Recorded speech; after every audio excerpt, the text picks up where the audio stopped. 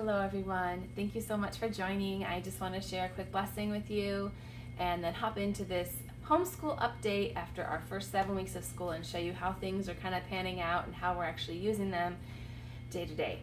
So our blessing for today is just a very simple one, but I believe those are sometimes the sweetest and richest blessings. And we had a good weekend this weekend of just being outside all together as a family. It was about 65, 70 degrees, sunny. The leaves were crunchy and dry, and the kids were raking them up and jumping in them. And we just spent a good day just outside with nowhere to go, nothing really to do, and we just did yard work and just enjoyed the day. And I hope you all can just hang on to those days and just try and carve out some of those, because those, I think, are some of the sweetest times as a family that we have, and it's a real blessing, and I'm thankful for it. So I hope that encourages you to find a blessing to latch onto today and allow it to transform your attitude into a thankful one.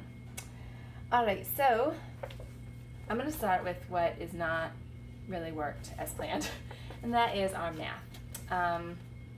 We really like this math. There's a lot of bright colors. That's not the issue. It's very bright, colorful. That's not the problem.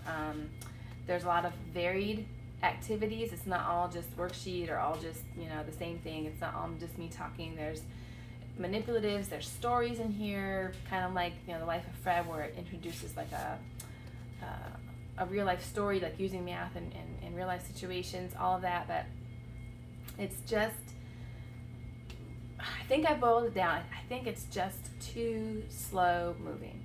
I think the pace at which they introduce new concepts and how long they stay reviewing old concepts, I think it's just slow.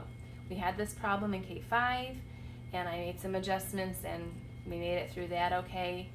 And I thought that because I used this in K-5 and we encountered that, I thought I kind of figured it out, okay, this is what we'll do, and we won't hang up too long on that, and we'll just move on. And I thought I figured out a little plan, but it's not been the case. This year has been, the last couple weeks have been kind of a challenge in math, because I just think my son doesn't want to do the same thing over and over and over again.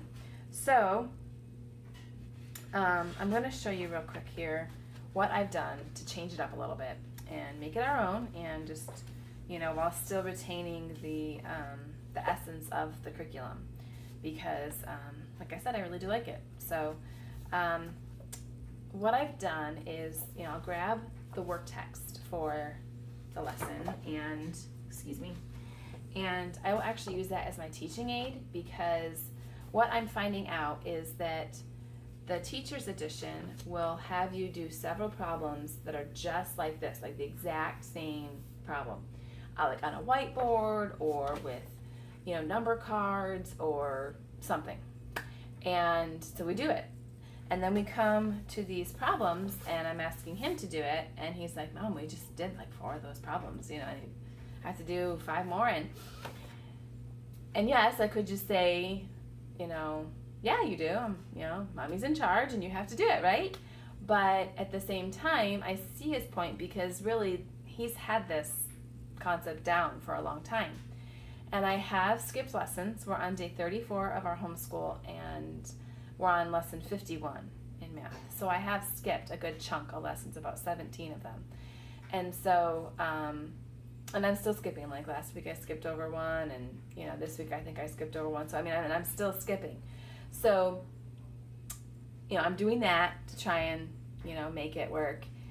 But I don't want to skip too much, because I don't want to like cater to, the boredom and him not actually get a good solid base. So I'm just kind of torn, a little bit here. And this seems to be working by using the work text page as a guide. So it's like we're completing the work text at the same time as learning the material, so that he doesn't have to pretty much do the lesson over again when he goes to do his work text page. So what I do is we'll do a couple problems together in the style that the teacher's manual calls for. Like if it says get out some manipulatives, or get out a whiteboard, we might do these on a whiteboard, and then I'll say, okay, but you do these too. All right, and then we'll teach the next concept, which is here, using, these 2 sample problems. We'll do those 2 sample problems together, and I'll say, okay, buddy, now there's 4 more. You do those 4. And then the bottom section is all review.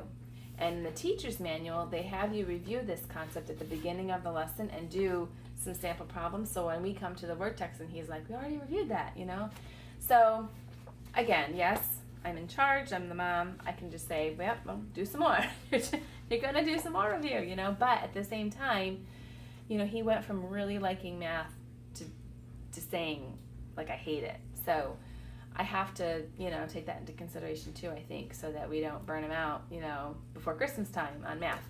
So I made these adjustments and hoping that we will continue the upward swing. Like I said, this week has been better, and we'll see how we go after this week.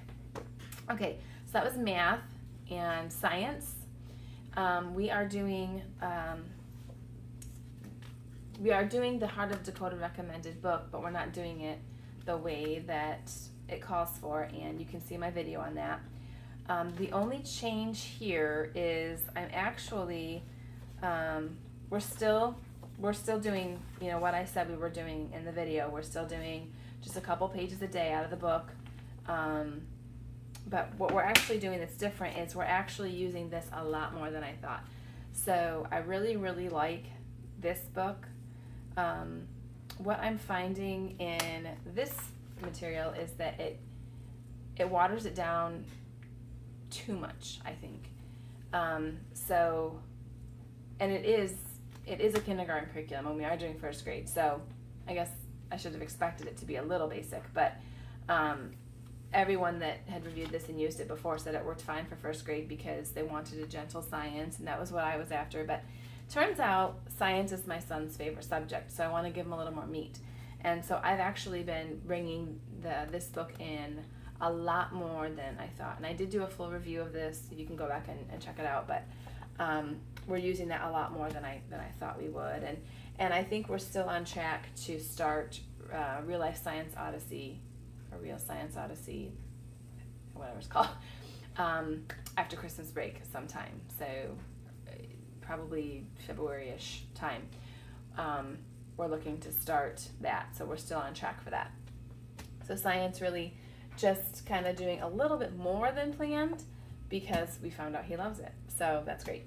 Phonics, we're doing it as planned. That's going super. I'm just going to do a little mom brag here and show you my son's reading wall. So the stars and the fish are all the books that he's read, and he's gotten several reading awards for that already.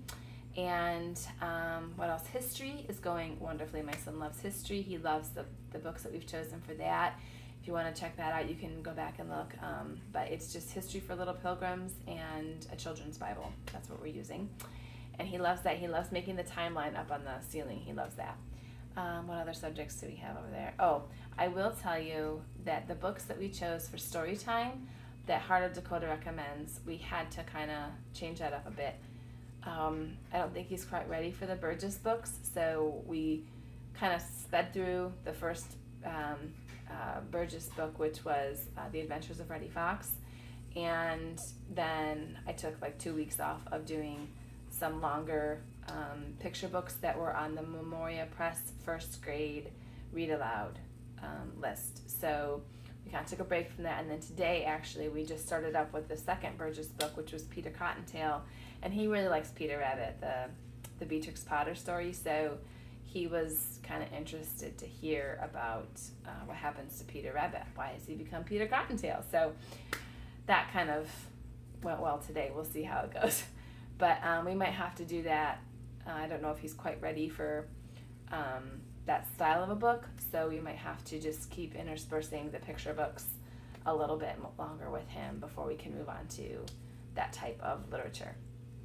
And then piano lessons. I don't think I told you we were doing this, but we did start piano lessons with him, and it turns out he's actually very musically inclined, his teacher has told us, so we're really encouraging him there because that will hopefully help him with math as well. I've heard that when you develop a good musical sense and a math, they kind of go together, the musical and math, so maybe it will all kind of work together and help him out a little bit, and maybe it will help, I don't know.